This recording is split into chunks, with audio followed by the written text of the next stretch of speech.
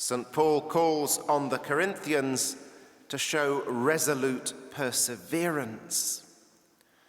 We honour this morning a saint, John Wall, who did just that in 17th century England. He stood firm in the Catholic faith, in which he had been raised from childhood, and inspired others to a like fidelity. And like, of course, those of whom our Lord speaks in the Gospel this morning, he had to leave house or household to do so, and his unchanging fidelity demanded of him a life that was far from sedentary. His first major journey, that loss of household, took him to school abroad at Dowie in 1633. Where his childhood had been spent before that time isn't really clear. He's generally held to have been a Lancastrian, born near Preston, baptized by St. Edmund Arrowsmith. But some scholars have shifted his birthplace to Norfolk. However that may be, his faith as a schoolboy growing up then prompted a further journey in the young man to the English College at Rome in November 1641, where he studied for the priesthood and was ordained in late 1645. Now the mature man had another journey. He returned back to England for a first spell on the English mission in 1648, working under the name of Francis Johnson or Dormer. But soon he realized that wasn't enough. His perseverance was calling him to something more.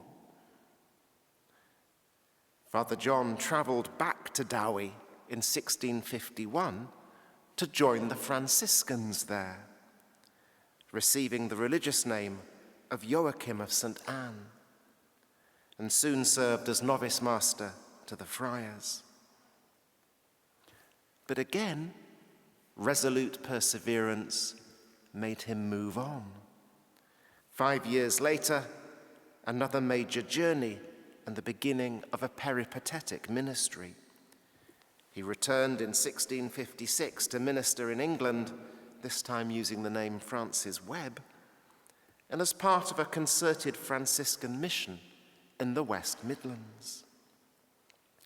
A fellow friar, Father Leo, would concentrate on recusant families in Warwickshire and Staffordshire, while Wall would serve in Worcestershire.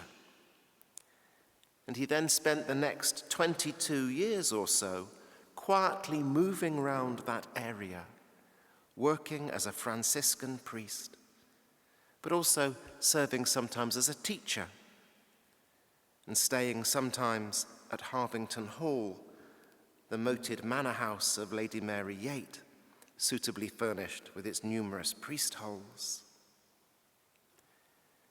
His confessor for 20 years, a secular priest, later recalled how Wall, when need required, lifted up his voice like a trumpet, and treading St. John's steps with a holy indignation and undaunted courage, checked the Herods of his time.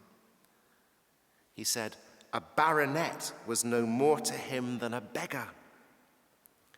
I guess that counted for something in an age when the Catholic gentry were the principal mainstay of the recusant missions. And Wall drew strength from the web of connections that linked the Franciscans to these different recusant families. After the furore caused by the so-called Popish plot, Wall refused to leave England when Catholic priests were banished from the realm, and he was arrested almost by accident in December 1678 at Rushock Court near Bromsgrove. The magistrates were looking for somebody else for a debtor, but instead chanced upon Wall, whose priestly identity and ministry was betrayed by a former member of the household. When he refused to take the relevant oaths, he was imprisoned at Worcester Castle, then sent to London by the Privy Council, condemned as a Catholic priest back at Worcester on August the 17th, 1679. He was visited in prison the day before his death by a fellow Franciscan, Father William Leveson, who heard his confession and gave him communion, viaticum for the final journey. He was executed by hanging and quartering at Worcester on August 22nd, 1679. From the scaffold, Wall cried out, "There is but one faith, one Lord, one baptism." May we show that same resolute perseverance, that steadfast faith, and may we be as ready to undertake all kinds of journeys, whether physically or mentally, journeys so that we too can serve the gospel of the Lord.